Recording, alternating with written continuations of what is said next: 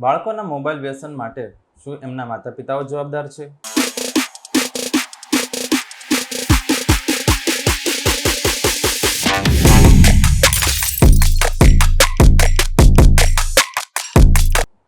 Hello, હું doctor Rishiraj Joshi, consultant psychiatrist at Health hospital, Maninagar આપનું સ્વાગત કરું છું.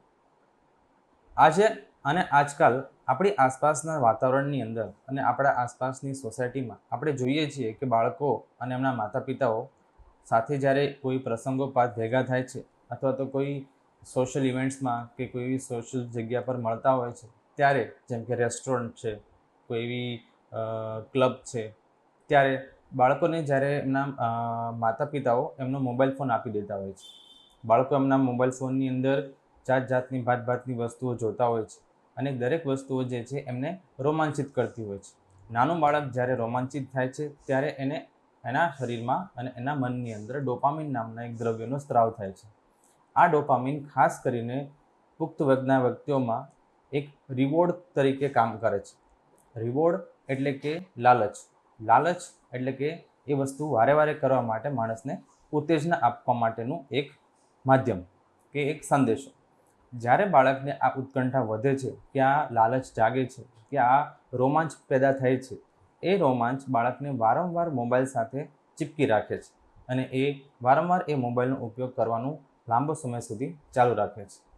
પછી જ્યારે બાળકના હાથમાંથી મોબાઈલ લઈ લેવામાં આવે ત્યારે બાળક જે છે અચાનક રઘવાઈ જાય છે કે હવે શું કરવું, આ બોર્ડમને કેવી રીતે ટાળવું.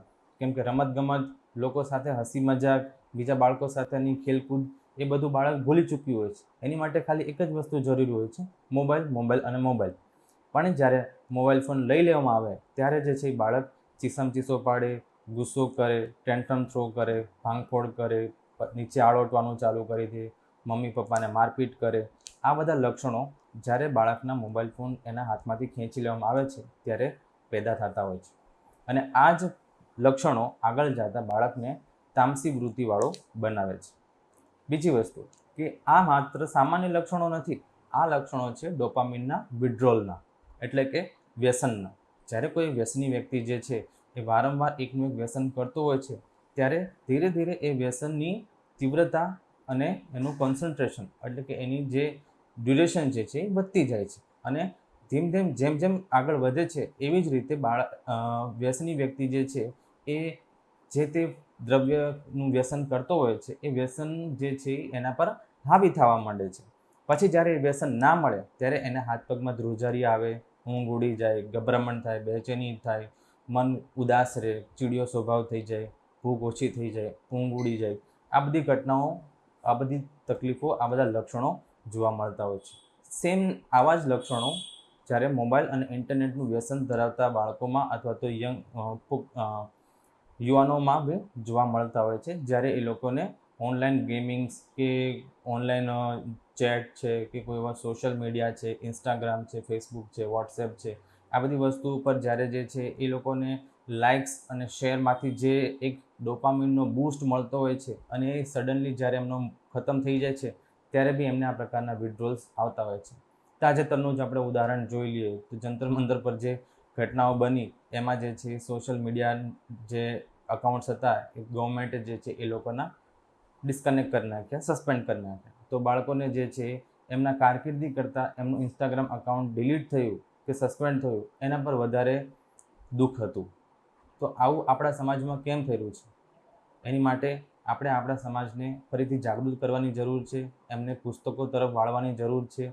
વધુ સારામાં સારું ભણતર એ લોકો મેળવે અને ડોપામિન જેવા દ્રવ્યો કે જે વ્યસન માટે અને વ્યસનને લગતા કે લાલચને લગતી પ્રવૃત્તિ કરવા માટે માણસોને પ્રેરિત કરતા હોય છે, એનો સારો અને સાચો ઉપયોગ કેવી રીતે કરી શકે એ માટે આપણે જે છે આપણે આવનારી પેઢીને શીખવાડવું જરૂરી છે.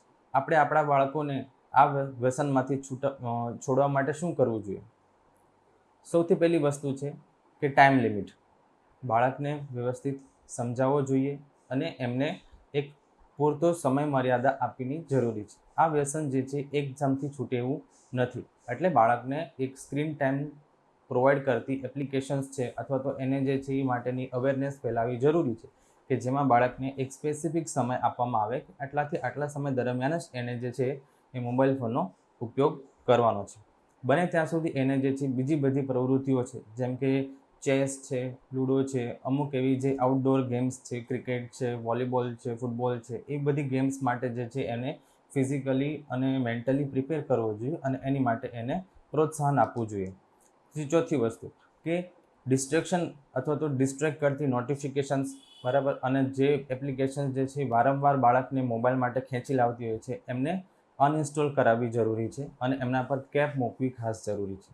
પાંચમી વસ્તુ, બાળકના મોબાઈલ ફોનનો કંટ્રોલ એના હાથમાં હોય અને એ જ પોતાની જાતથી એ વસ્તુને ઓછી કરે તો લાંબા સમય સુધી બાળક જે છે એ મોબાઈલ ફોનના એડિક્શનથી દૂર રહી શકે એમ છે. એટલે એ વસ્તુ માટે બાળકને હંમેશા પ્રેરિત કરવું જરૂરી છે કે તમારા જ હાથમાં છે, તમે જ જે છે તમે આને કંટ્રોલ કરી શકશો અને તમારે જે છે એને દિવસની અંદર નિયત સમયો નક્કી કરીને 15 મિનિટ, 20 મિનિટ, 15 મિનિટ, 20 મિનિટ એવી રીતે જે છે પૂરા જ કલાકોને એવી રીતે શોર્ટ ડ્યુરેશનની અંદર સ્પેન્ડ કરીને બાકીનો ટાઈમ જે છે એ યુટિલાઇઝ કરવામાં આવે, જે એને સારા કામ માટે યુટિલાઇઝ કરવામાં આવે, એવી રીતે જે છે એનો પૂરો ડે શેડ્યુલ બનાવવો જરૂરી છે.